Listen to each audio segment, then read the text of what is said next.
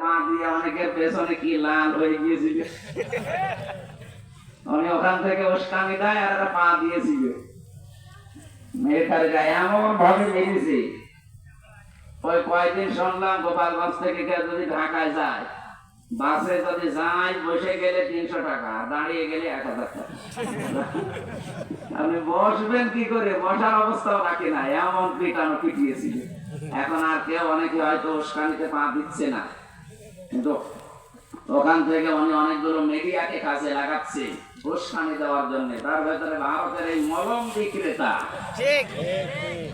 এই হকার, সাংবাদিক নামে কলঙ্ক এর দিয়ে এখন লাগিয়েছে। আমার মনে হয় এই যে তাবলীগ জামাতের ভেতরে যে দুইটা দল, এদেরও কাউকে সে উস্কানি দিয়ে 4 জন মানুষকে হত্যা করার পেছনে সে দায়ী। তদন্ত কমিটি গঠন করে, দেখবেন ওর নাম বেরিয়ে আসবে। কালকে বিকালে বেরিয়েছে যে ছাত্রলীগরা নাকি এভাবে জবাই করেছে, 4 জনকে পুরো জবাই করা হয়েছে। এটা মানুষ হয়ে মানুষকে দেশে জবাই করার নিয়ম বানিয়েছে ওরা। কথা বলেন না কেন?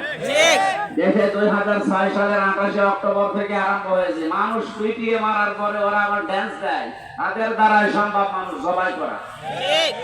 এতদিন পর্যন্ত এই নামটা তাদের ছিল যে শিবির রক কাটে জবাই করে, পুরাটা মিথ্যা কথা।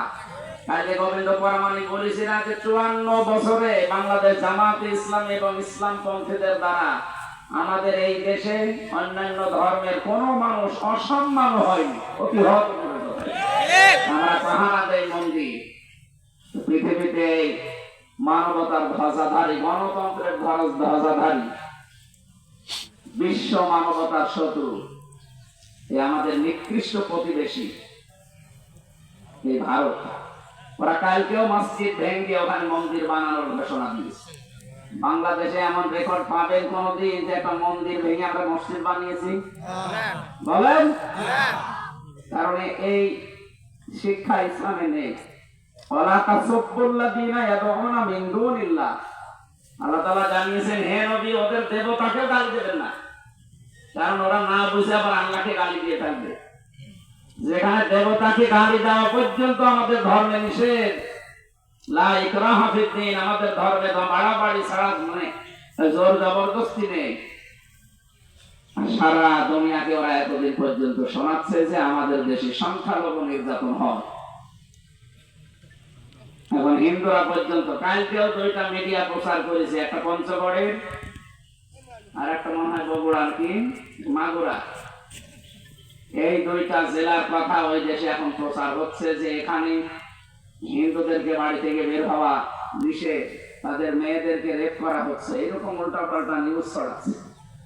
এটা করাচ্ছে কি আমরা কিন্তু জানি। 2 বোন পালিয়ে বসে নেই, ওরা ষড়যন্ত্র করেছিল বহু, একটাও কাজে লাগে না, এখন হিন্দুদের কাজে লাগাচ্ছে। হিন্দু মা বোন এবং ভাইদের ধন্যবাদ, তারাও জানিয়েছে না এই দেশে 5 তারিখের পর থেকে আমরা মনে হচ্ছে স্বর্গে আছি। আপনি আরো বেশি স্বর্গে থাকবেন, ইসলামটা আসতে দেন। এখনো পর্যন্ত ইসলাম না আসার কারণে যেগুলো হচ্ছে এইগুলো বন্ধ হবে ইনশাআল্লাহ। আমিরে জামাত ডাক্তার শফিকুর রহমান উনি ঘোষণা দিয়েছেন দেশে ইসলাম যদি আসে সবার আগে বন্ধ হবে চাঁদাবাজি। এটা যে কি মহামারী, অনেকে 5 তারিখের পর থেকে বুঝে হোক না বুঝে হোক আরম্ভ করেছিলেন, এটা বন্ধ হয়ে যাবে চিরতরে। আর দুর্নীতি, এই 2টার ঘোষণা পেয়েছি। যদি সত্যি ইসলাম আসে আর এই 2টা বন্ধ হয়ে যায়, বাংলাদেশ একটা মিনি জান্নাত হয়ে যাবে। এই কথা বলে না কেন? যা আরম্ভ করেছে এই মানবতার শত্রুরা, ওরা খ্রিস্টানকেও ছাড়ে না।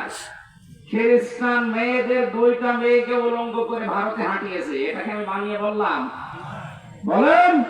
এটা রেকর্ড হচ্ছে, সারা দুনিয়ায় ছড়াবে। সবচেয়ে বেশি আমার তাফসীর মাহফিল গুলো কলকাতায় চলে। আমি তো বহু এরিয়া ঘুরেছি ওদের। দাদারা খুব ভালো করে শুনিস, শুনে যে মলম আছে পকেট থেকে মলম বের করে, চুলকানির মলম। আমার মনে হয় সব জায়গায় চুলকানি আছে, ওরা যাওয়া দরকার এই দেশের হিজড়াদের কাছে, জায়গা মতো চুলকানি দাও। কথা বলছে না কেন? পৃথিবীর যে 6 জনের তালিকা আছে মানুষ হত্যার দায়ে, তার ভেতরে পাশের রাষ্ট্রের যে দায়িত্বে আছে ওনার নামটা আছে, আর যে পালিয়েছে ওনার নাম আছে।